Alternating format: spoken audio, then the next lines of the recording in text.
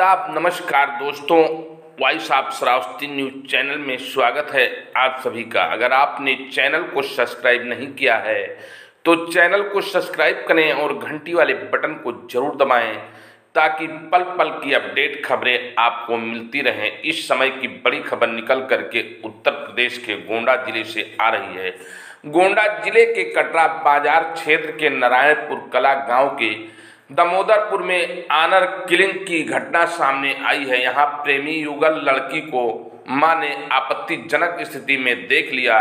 जब उसने ये बात अपने बेटे को बताई तो वह आग बबूला हो गया और रात में सोते समय अपनी बहन की गड़ासे से गला काटकर हत्या कर दी। इसके बाद वो थाने पहुंच गया और थानेदार से बोला कि मैंने अपनी बहन की हत्या की है। इसके बाद पुलिस घटनास्थल पर पहुंची तथा शव को कब्जे में लेकर के पोस्टमार्टम के लिए भेज दिया गया है। वहीं आरोपी भाई को पुलिस ने गिरफ्तार कर लिया है। नारायणपुर कला गांव के दामोदरपुर मोहल्ला निवासी तस्लीमा बुधवार की दोपहर किसी काम के सिलसिले में बाहर गई हुई थी। घर पर उसकी बेटी साजरुन्निसा अकेली थी और उसका पुत्र कलीम पहले ही ससुराल जा चुका था। तस्लीमा जब वापस आई तो घर का दरवाजा अंदर से बंद था। दरवाजा खटखटाने पर दरवाजा खोला तो देखा कि उसकी बेटी उसी गांव के एक लड़के के साथ आपत्तिजनक स्थिति में मौजूद था। उसने युवक को पकड़ने का प्रयास किया लेकिन वो वहां से भाग निकला। इसके बाद तस्लीमा ने फोन करके सोनापार अपने ससुराल गए बेटे कलीम को इस घटना की जानकारी दी। कलीम देर शाम घर वापस आया। तस्लीमा के मुताबिक साहब हम गए पैसा दे के लौटे अंदर से पल्ला बंद रहा। बिटिया का घोरा पल्ला खोली। उसके बाद हम घर में गए। घर के बाहर निकले तब फिर हमारे जुनाई माई फिर घर के अंदर गए। तब अरुण वैधु के लड़का अरुण के तयंकर करे और तिजोरी के बीचा में खड़े मिले हमका। तब उनका हम पकड़ा तब हमका पटक ही अपना भाग गए। हम गरीब मने, हमारा न परिवार है न कोई हमारा खानदान समझ में उसकी बेटी खाना खाकर कमरे में जाकर सो गई। वो भी सोने चली गई। देर रात कमरे में आहट सुनाई दी तो तस्लीमा ने कमरे में जाकर के देखा तो उसकी बेटी साजरुन्निसा का सिर कटा हुआ पड़ा है।